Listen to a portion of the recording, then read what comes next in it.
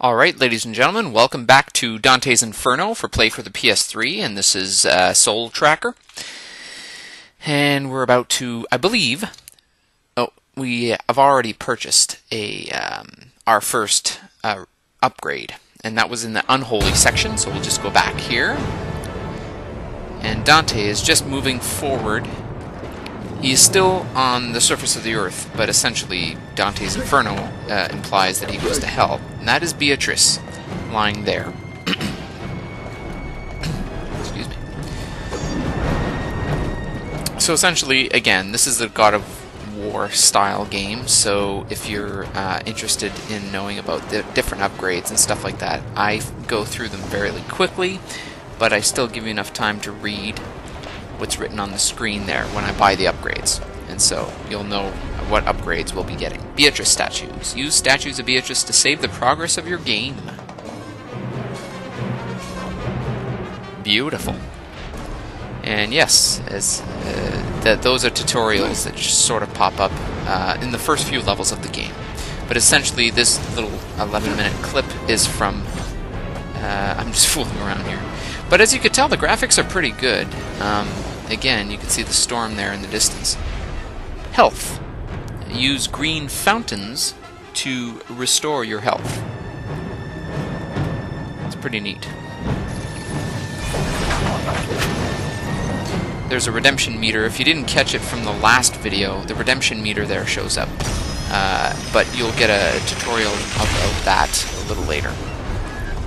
Those are little health orbs. And this is saving the game.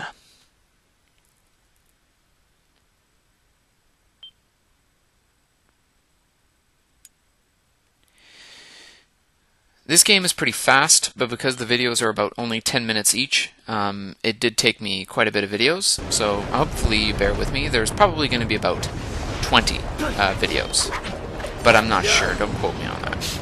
Okay, let's just kick the doors open. We see the soul of Beatrice. As you saw in the video, the soul escaped the body, and now the soul is beckoning for Dante to come and rescue her. Now again, this is... based on the poem of the Divine Comedy, written by Dante Alighieri a long time ago. Why, Dante? Why did you break your promise? I don't understand!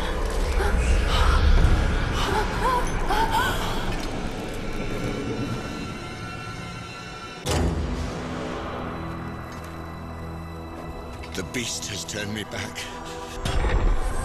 Help me before my pulse and veins tremble.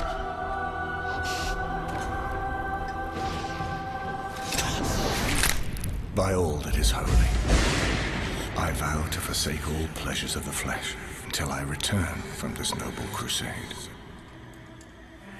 I gave myself to you because I know you will be faithful to our love. Mercenaries of Florentina! In payment for taking the cross to reclaim the Holy Land, your immaculate father hereby absolves you of all your sins! There you go, and as you can tell, we're back in gameplay mode. The back of that church broke apart, and you see the bottom there is where Dante's headed. To hell, the Holy Cross. You now have the power of Beatrice's Holy Cross. Use circle to activate the Holy Blast. That's a really cool feature for Dante. Now, not only can he use the scythe from the Grim Reaper, he can use the cross that Beatrice has given him as a force and power.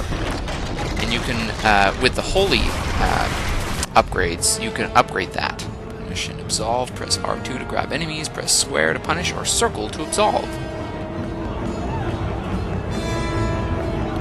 Now this is where you're going to be able to start collecting souls and absolve them to get soul holy points towards upgrades for your holy powers, which is, seeing as how I want to be the good guy in this run of the game, you can also be a bad guy and punish the souls, but I'd like to play it as the good guy and get them absolved. So you just grab them and press circle to absolve. Ooh, I almost ended up in hell earlier than I wanted to.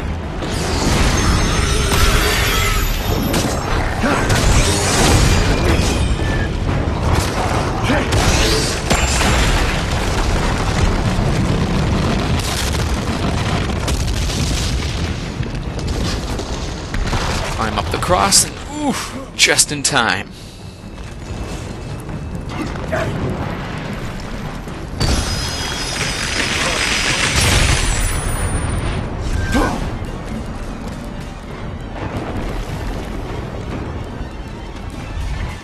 Sorry folks. Pole climb. Push the left to move up and down, and push X and the left to jump.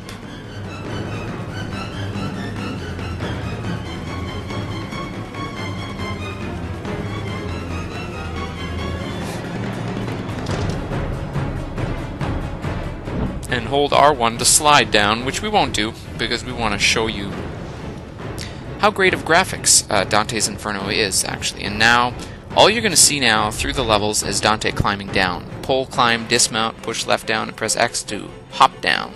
To drop down, I should say. And you drop down. And we're not in hell yet, but we are in the basement of the church. Escape. Kill all of the minions of hell to open that gate up. As you can see, something is chasing Dante there. Big fat wheel trying to crush him. But at this point, it's easier to kill these enemies rather than to absolve them one by one, because the wheel is on its way, so you just want to get rid of them as fast as possible. And as you can see, the numbers have incredibly climbed there. 127, 29, 131, and I think we've stopped at 131 there. But essentially, if you keep the combos going, and if you keep hitting those minions of hell, they will give you better soul points when you collect them.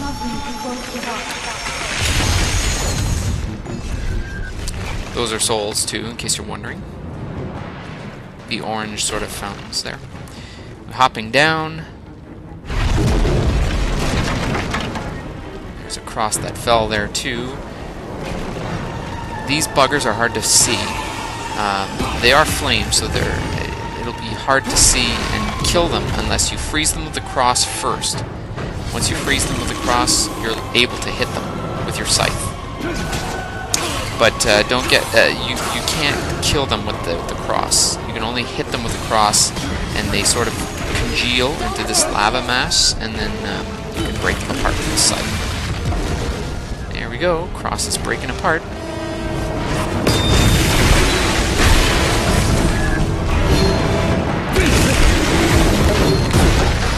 There you go.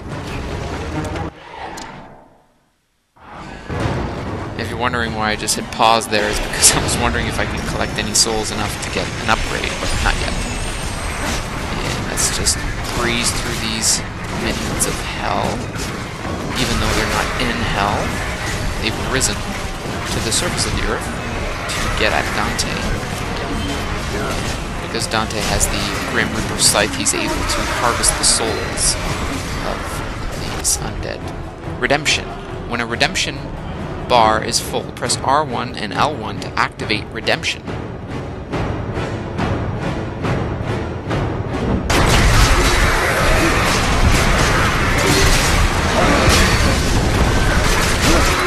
I believe the gates of hell are coming up here, and this will be ending the video very shortly. But as you could tell, it's quite fun, just hack and slash away. It's like God of War, you know, if you get frustrated with life, you know, it's a good thing. Just these fighting games allow you to take out a lot of aggression. But there you go. See, I have enough souls now to collect an upgrade. So seeing as how I want to be holy and all good and all that stuff, we're going to go to the holy side and look for Divine Force. Holding and releasing circle will break enemy defenses by releasing a concentrated short-range burst of holy energy. And it costs 1,000 souls. And as you can see, my souls in the middle there, I have enough. So let's purchase that, shall we?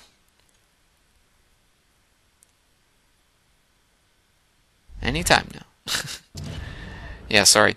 It's just that I'm doing these walkthroughs and commentary post playthrough, so it's a little bit. I'm sort of waiting for myself. So there you go. I'm going to stop it here, and as you can tell, we'll go into the menu here. So tune in the next video where we're going to show you the very gates of hell itself, and we're going to start climbing down the 9 circles of hell in the next video. But first I believe I have something to show you here in terms of the bestiary. Not the damned, but the bestiary there. Yes. We got the pests. Swarms of these foul beasts can be found throughout the 9 circles, wreaking havoc and destruction. In greater numbers, they are even capable of blotting out the sky. Ugh, I hate those things. And fire minions. These fiends are forged from the sweltering fire of the middle circles. Only the light of the cross can snuff out their infernal armor. Just as I said. And there's nothing for Virgil yet because we haven't met him yet. But you see him in the distance there. He was in blue. So, ladies and gentlemen, catch you on the flip side.